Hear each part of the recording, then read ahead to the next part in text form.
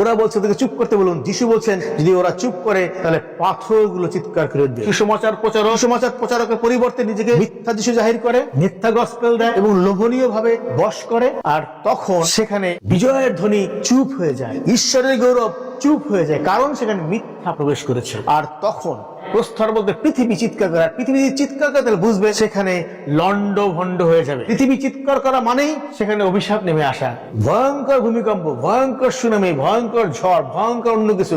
কারণ পৃথিবী আর চুপ থাকতে পারছে না, কারণ যিশুর গৌরব আমরা করছি না। আর তখন ধ্বংসলীলা নেমে আসে এবং পৃথিবী সেটা করবে। যিশু সেই উত্তর দিলেন, ওরা চুপ হলে প্রস্তর সকল চিৎকার করবে। আজকে যদি আপনি ঈশ্বরের গৌরব করা বন্ধ করে দেন, প্রশংসা করা বন্ধ করে দেন, প্রার্থনা করা বন্ধ করে দেন, তার আনন্দ ধ্বনি করা বন্ধ করে দেন, তাহলে মনে রাখবেন পৃথিবী তার লীলা খেলায় নামবে, পৃথিবী লন্ড ভন্ড করে দেবে আপনাকে সহ।